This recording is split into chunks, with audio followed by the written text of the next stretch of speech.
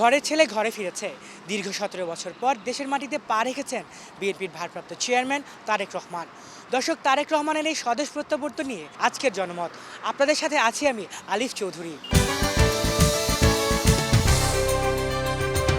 ঐতিহাসিক প্রত্যাবর্তনের মাধ্যমে তারেক রহমানের যে গতকালকের ঐতিহাসিক বক্তব্য, আসলে আমি খুবই এনজয় করেছি, ভালো লাগছে। শুধু আমি না, পুরো দেশবাসী এটাকে নিজের মধ্যে ধারণ করেছে এবং আগামীর বাংলাদেশের যে রূপরেখা, আগামী বাংলাদেশ কিভাবে গড়বেন তিনি, সেই প্রত্যাশাও তিনি জনসম্মুখে কালকে প্রকাশ করেছেন। তারেক রহমানের কাছে আপনার প্রত্যাশা কী? বিএনপির ভারপ্রাপ্ত চেয়ারম্যান জনাব তারেক রহমান যিনি আসছেন, যে তার কথা যেন সম্পূর্ণভাবে কাজে কর্মে মিল থাকে, এটাই আমার তরুণ প্রজন্ম হিসেবে আমার প্রত্যাশা। অবশ্যই তারেক রহমানের সেই ছাপটা থাকবে, কেননা শহীদ প্রেসিডেন্ট জিয়াউর রহমানের আদর্শিক রক্ত এবং বেগম খালেদা জিয়ার আদর্শিক রক্ত তার শরীরে বহমান। এজন্য আমি চিন্তা করি যে তার সেই রক্তের যে ভিতরে বহমান, সে কারণেই সে শহীদ প্রেসিডেন্ট জিয়াউর রহমানের যে আদর্শ, সেই আদর্শ দিয়েই সে রাষ্ট্র পরিচালনা করবেন। তারেক রহমান দেশে ফিরেছেন, আমি বাংলাদেশের নাগরিক হিসেবে চাই সে হচ্ছে আমাদের দেশকে, দেশের জনগণকে ভালোবাসুক, দেশকে ভালো, তার ভিতরে দেশের প্রতি ভালোবাসা থাকুক।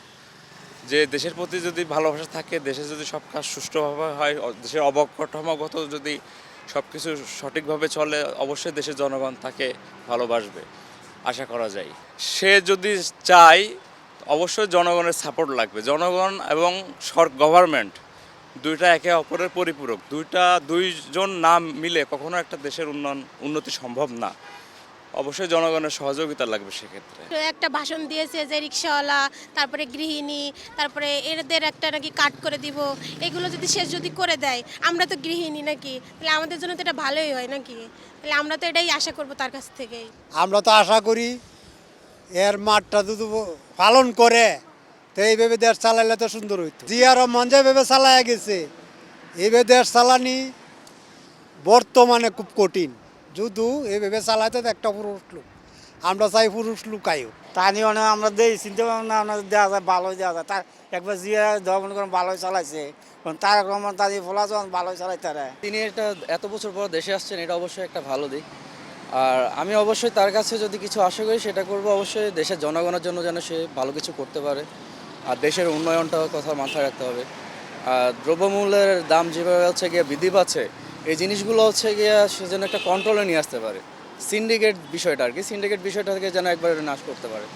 অবশ্যই এই জিনিসগুলো অবশ্যই তাদের কাছে অবশ্যই আমরা আশা করবো। এখন ইনশাল্লাহ আশা করা যায় পারবে। তো তাকে অবশ্যই হচ্ছে গিয়ে আমাদের তো অবশ্যই সাপোর্ট দিতে হবে, বাট হচ্ছে গিয়ে আপনার পরিস্থিতির উপর ডিপেন্ড করে সব কিছু অ্যাকচুয়ালি। দর্শক, এই ছিল আজকের জনমতে। আবার দেখা হবে আগামী কোনো এক পর্বে অন্য কোনো এক প্রসঙ্গ নিয়ে। ততদিনে ভালো থাকুন, সুস্থ থাকুন আর বাংলা ভিশনের সাথেই থাকুন।